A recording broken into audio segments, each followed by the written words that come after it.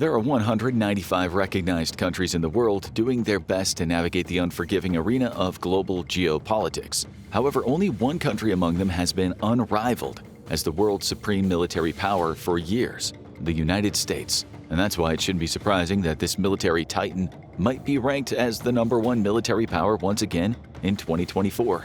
To be fair, quantifying military power is a tricky endeavor, as the numbers don't always tell the whole story. However, the U.S.'s dominance extends far beyond mere statistics, encompassing cutting-edge technological innovation, logistical prowess, and unparalleled operational capabilities that cement its status as the world's preeminent military force. So in this video, we will play the numbers game, but we'll also look at what those numbers represent. Regarding the numbers, we'll primarily consult Global Firepower's Military Strength Rankings, an annual report that comprehensively assesses military capabilities worldwide. For 2024, Global Firepower, or GFP for short, evaluated 145 countries across 60 individual factors to determine each nation's military strength. Some of these factors are troop numbers, military equipment, and financial stability. Again, accurately ranking military power involves more than just numbers. For instance, one country might possess a large tank fleet filled with outdated or poorly maintained vehicles, while another may have a smaller fleet, composed of modern, well-maintained tanks equipped with advanced technology. However, while the exact GFP ranking might be off for a few countries, the data is accurate primarily from official sources. So without further ado, let's dive into the state of the US military in 2024 to understand why this country commands the respect and the fear of nations around the globe. First, let's talk about money. After all, no country can maintain military dominance without substantial financial investment. And when it comes to the US's annual defense spending budget, calling it a substantial financial investment might just be the understatement of the century. Why? The defense budget the US Congress approved for 2024 is a staggering $886 billion, roughly 3.3% of the country's gross domestic product, or GDP. Though this number is insanely impressive in and of itself, it becomes mind-blowing when you consider how much other nations are spending on defense. The #2 nation, China, plans to spend $236.1 billion on defenses in 2024, a notable 7.2% leap from the previous year. This increase is even higher with the third-ranked nation, Russia, which intends to spend around $109 billion on national defense, approximately 30% more than in 2023. As monumental as the difference between the US's military budget and the ones from the second and third-ranking countries, it's also important to note that the US probably won't see any significant increases in defense spending anytime soon. You see, the increase in the US military budget was capped at 1% in 2023 thanks to a 2-year budget deal. But even after those 2 years pass, financial experts don't see significant changes in the US's military budget for at least 2 more years. Afterward, the experts estimate that the budget could gradually rise to $922 billion in 2035. But let's go back to the present for now. What is the US spending its military budget on?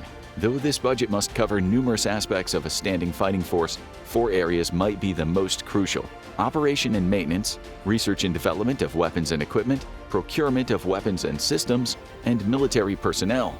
Speaking of military personnel, number-wise, how strong is the US military in 2024? Let's start with the total available military manpower. This figure refers to the total number of people a nation could mobilize in the event of a war, be it offensive or defensive in nature. Remember that this number can only be estimated and represents a rough picture of the potential force size, not an exact count. According to GFP estimates, the US could commit almost 150 million people to its war effort, roughly 44% of its total population. Though this figure is undoubtedly impressive, it isn't the highest in the world. Of course, this shouldn't be surprising, as the US isn't the most populous country in the world. That title belongs to India, closely followed by China, with each country having more than 1.4 billion people. With this discrepancy in population in mind, it's perfectly understandable that India and China rank better in terms of total manpower, both being able to commit over 650 million people to their respective war efforts. A similar situation can be seen in the number of people fit for military service. As the name suggests, these are the able-bodied people who could theoretically fight or participate in material production during a long-running war campaign. The US roughly has 124 million troops, while India and China can offer 4 to 5 times more. But let's move away from potential scenarios. How many active duty personnel does the US have in 2024? In other words, how many soldiers are currently engaged in full-time military work and could be ready to fight for the nation at any given moment? The answer is approximately 1.3 million highly trained individuals. Though this figure places the U.S. in the top 3 countries in the world, it's important to note that the number of active duty personnel has been declining for quite some time. That's why the current figures are far from the most recent peak of over 2 million active duty soldiers in 1987. But what about reserve personnel? Unfortunately, this isn't where the U.S. shines in the 2024 military power ranking. But before delving into the details, let's explain the difference between active and reserve duty. Think of it this way. Active duty is a full-time job, while reserve duty can be compared to a part-time job. Reservists are considered an optional military component and are basically on call for service at any given moment. The U.S. has almost 800,000 of these reservists as part of its military force in 2024. The figure is nowhere near Vietnam's 5 million reservists, which occupies the #1 position globally. It's also significantly lower than 3 other nations in the top 5 in the military power ranking of 2024. South Korea, with over 3 million reservists, Russia with approximately 2 million, and India with roughly 1.15 million reserve duty personnel. The only other country in the top 5 with fewer reservists is China, which has 500,000. There are 2 ways to look at this number, one more positive and the other quite the opposite. On one hand, the relatively low number of reservists in the U.S. could be attributed to the country's reliance on a well-established active duty force and sophisticated military technology. On the other hand, the number of U.S. reservists could be related to how overused the military component is. As things currently stand, some reservists are expected to provide daily support to global military operations, essentially changing the very nature of this military element. This could have something to do with fewer people deciding to join the military as a reservist. But speaking of joining the military, which options do individuals have when considering enlistment in the U.S. military? The United States Armed Forces collectively manages 3 major service branches: the U.S. Army, the U.S. Air Force, and the U.S. Navy. In addition to the 3 main military branches, the U.S. has 3 other notable military divisions: the U.S. Marine Corps, the U.S. Space Force, and the U.S. Coast Guard. 5 of these branches are managed by the Department of Defense. The U.S. Coast Guard is the only exception, falling under the responsibility of the Department of Homeland Security. But what exactly are these departments managing in 2024? Let's find out. First, let's get the numbers out of the way. Number 1 is the Army, the largest and oldest service in the U.S., with roughly 452,000 active duty soldiers. This is the smallest total the Army has been since 1940, a year before the U.S. joined World War II. In second place, we have the Navy, the U.S.'s forward deployed force. In 2024, this branch had approximately 347,000 active duty sailors. As with the Army, the U.S. generally isn't satisfied with the number, as it falls short of desired readiness levels and strategic objectives. Third-ranking branch is the Air Force, closely following the Navy with approximately 324,000 active duty personnel. The Department of Defense describes the Air Force as having rapid, flexible, and lethal air and space capability. Next up, the Marine Corps, a component of the Department of the Navy, which accounts for about 172,000 of the U.S.'s active duty personnel. This just leaves us with one more Department of Defense-controlled branch, the U.S. Space Force. Due to the unique nature of this branch, it shouldn't be surprising that it's by far the smallest, encompassing only about 9,400 active personnel. It also makes it the smallest branch in the U.S. military in general, as the Department of Homeland Security-managed Coast Guard has 41,700 active duty service members. However, the number of military personnel in each branch is just one aspect of their military might. The other, arguably even more important aspect, is the equipment and technology they possess. In this regard, we'll focus on 3 areas of attack. Let's look at U.S. land, air power, and naval power. We'll start with the U.S.'s might on the ground. Though it took some time, the U.S. ground forces have finally started departing from the Cold War-era thinking focused on containment. Slowly but surely, these forces are becoming significantly more agile and adaptable, reflecting the requirements of the modern battlefield. For this endeavor, the U.S. ground forces primarily rely on combat tanks, infantry fighting vehicles, artillery, and multiple launch rocket systems, so let's break down the U.S.'s capabilities in these departments. When it comes to tanks, the M1 Abrams continues to lead the way, making up for a good portion of the country's 4,657 tanks. This figure makes the U.S. the NATO country with the highest number of tanks. However, the same cannot be said for the world, as this position belongs to Russia, which has over 14,000 tanks. While Russia's main battle tank, the T-72, is far inferior to the U.S.'s Abrams tanks, the same cannot be said for the T-14 Armata, which was designed to rival and even surpass its Western counterparts' capabilities. Regarding infantry fighting vehicles, the widely respected M2 Bradley remains a cornerstone of the U.S. ground forces, providing formidable firepower and mobility. However, we mustn't forget about the Stryker armored vehicles that have allowed the U.S. ground forces to cover a myriad of battlefield roles with as many as 10 variants of this Canadian-made vehicle. So it's no wonder that some 10% of all U.S. infantry fighting vehicles are Stryker armored vehicles. These include 1,789 M1126 infantry carrier vehicles or ICVs, 545 M1127 reconnaissance vehicles or RVs, 441 M1129 mortar carriers MCs, 348 M1130 commanders vehicles or CVs, 304 M1133 medical evacuation vehicles or MEVs. The remainder of some 360,000 frontline, second line, and support vehicles are mostly wheeled types designed for urban fighting based on experiences in Afghanistan and Iraq. This impressive figure also makes the U.S. the #1 country in the world in terms of infantry fighting vehicles, as they possess more than double these vehicles compared to the next countries on the list, China and Russia. Unfortunately, the U.S. artillery systems don't showcase the same superiority. Here we'll look at two artillery systems, self-propelled and towed. Both these systems have a pretty self-explanatory name. The former can move independently on tracks or wheels, while the latter requires a separate vehicle to position it on the battlefield. The U.S. operates an equal number of both these systems. It has almost 1,600 self-propelled guns, and almost all of them are M109 Paladin tracked vehicles. As for their towed counterparts, there are about 1,267 of them used by the U.S. military. Roughly 820 of those are the M777 howitzer-class systems operated by the Army and Marine Corps. This just leaves us with multiple launch rocket systems. These systems aim to provide rapid and widespread firepower against ground targets, typically using rockets or missiles launched from a mobile platform. The U.S. ground forces operate almost 700 of these handy systems, with the M142 HIMARS launcher making up more than a quarter of the total number. Now, it's time to take flight. How does the U.S. rank in terms of air power in 2024? The answer is simple. In the air, the U.S. is second to none.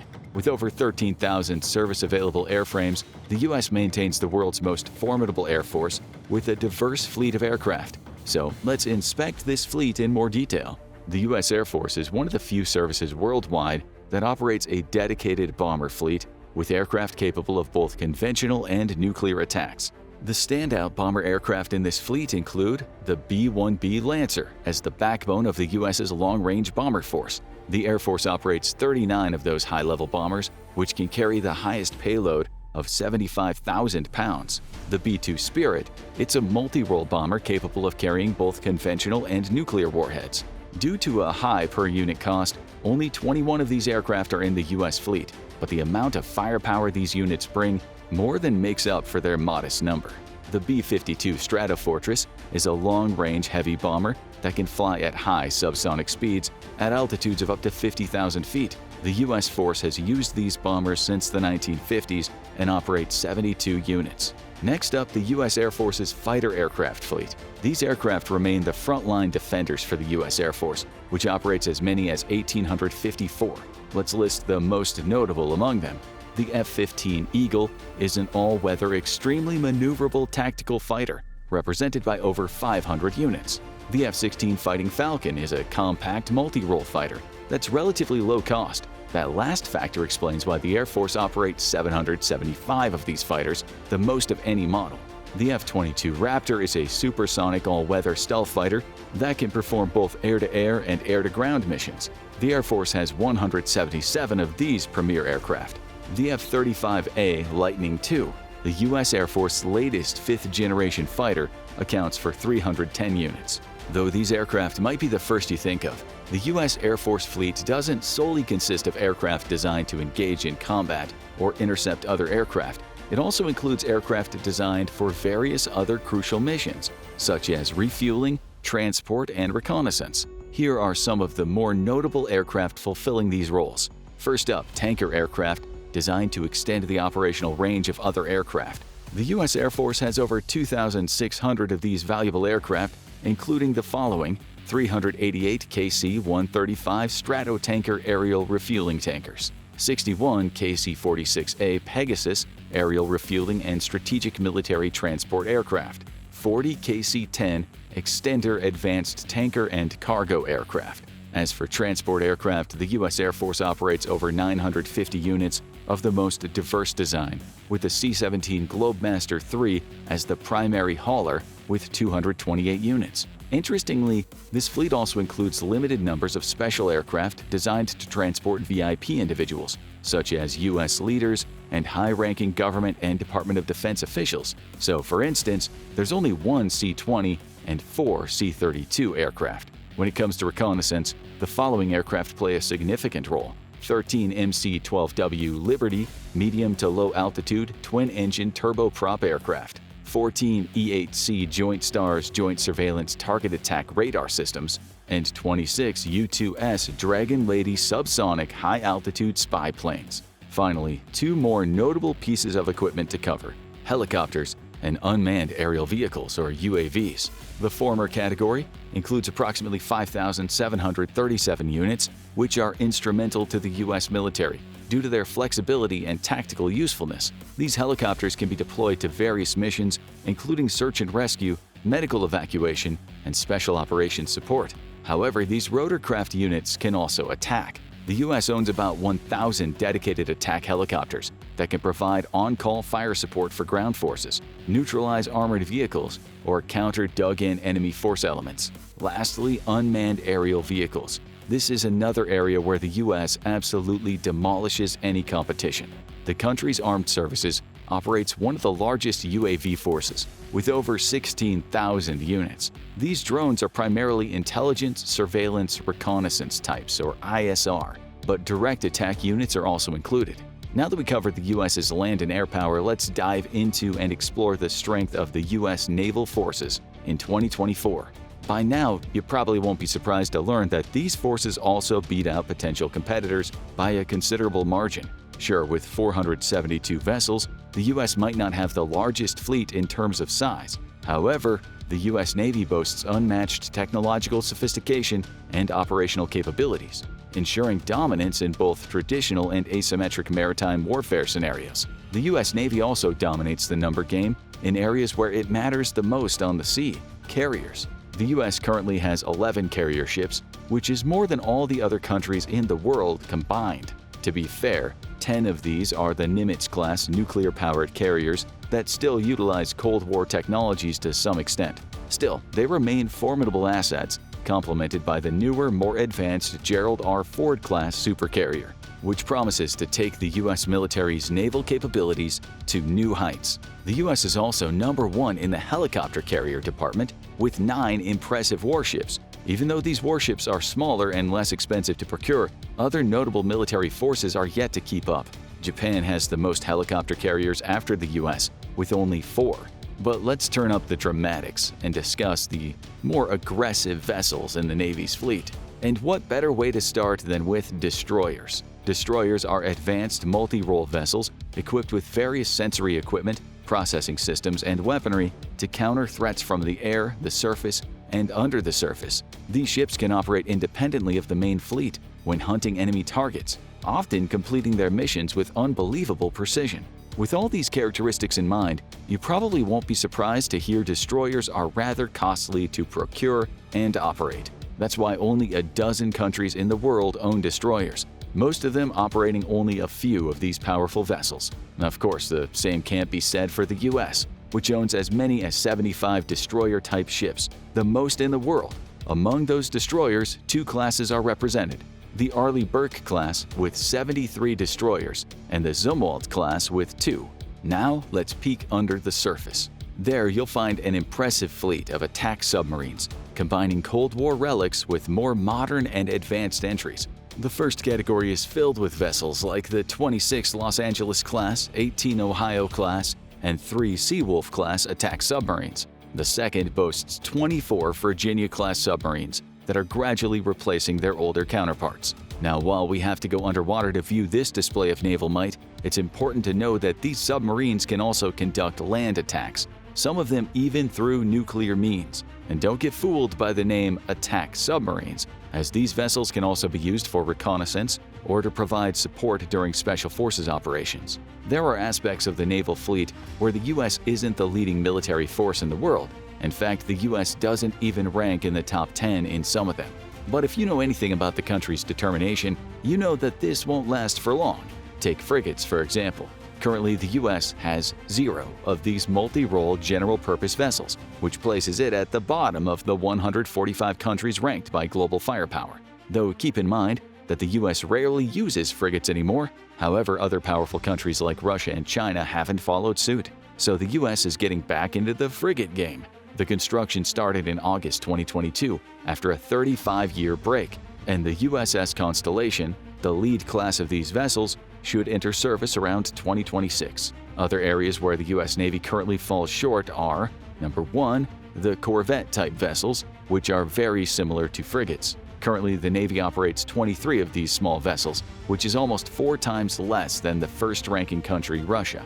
Number 2, the mine and counter-mine warfare ships that lay down or neutralize minefields in strategic waters. As of 2024, the Navy owns 8 of these vessels, a far cry from the 47 owned by the same country that owns the most corvettes, Russia. Finally, there's number 3, the Merchant Marine Force. During wartime, these vessels transport soldiers, supplies, and vehicles. The U.S. owns around 1,800 merchant vessels, so it doesn't even manage to crack the top 10 leading maritime nations. Still, these very few items in no way detract from the extraordinary military might that the U.S. possesses. By now, you should understand why this nation has consistently been ranked number 1 regarding overall military power and capability. All of this boils down to one vital question: how will the U.S. use its military might in 2024? There's a whole barrage of ongoing military operations that either involve the U.S. directly or through international organizations like the United Nations, the UN, the European Union, EU, or the North Atlantic Treaty Organization, NATO. Here's a quick overview of the operations involving the U.S. in chronological order. Since 2004, the U.S. has been deploying drone strikes against Islamist militant groups in the war in northwest Pakistan. Since 2010, the same destiny has befallen Al-Qaeda, Al-Shabaab, and ISIS positions in Yemen, resulting from the effort to combat the Al-Qaeda insurgency in the country. In 2011, U.S. troops were sent to Uganda as advisors to assist in the fight against the Lord's Resistance Army, or the LRA, and its leader, Joseph Kony. In 2014, the U.S. started interventions in Iraq and Syria, aiming to combat the Islamic State of Iraq and Syria, or ISIS. In 2021, the U.S. continued its intervention in Somalia by conducting airstrikes on al-Shabaab militants. In 2023, Operation Prosperity Guardian was launched in order to counter the threat by Houthi forces in the Red Sea. Besides conducting specific operations, the U.S. troops are always stationed across different continents to maintain regional stability, provide security assistance to partner nations, conduct joint training exercises, or deter potential adversaries. So, as of 2024, the U.S. has over 100,000 service members in Europe, 30,000 throughout the Middle East, 375,000 in the Indo-Pacific region. From these numbers and the ongoing military operations, it's easy to conclude where the U.S. stands on most matters in terms of foreign policy. For instance, Europe received another 20,000 American soldiers after the Russo-Ukrainian War began in 2022 to enhance its military capabilities. Similarly, the sheer number of troops in the Indo-Pacific region makes it clear that the U.S. prioritizes the so-called free and open Indo-Pacific strategy, which aims to uphold international norms and principles in the face of increasing assertiveness from countries like China. Did any of this information surprise you? For better or worse? Do you see any country surpassing the U.S. as the global military power anytime soon? Share your opinions in the comments section below, then check out What If USA Launched a Nuclear Bomb Minute by Minute, or watch this video instead.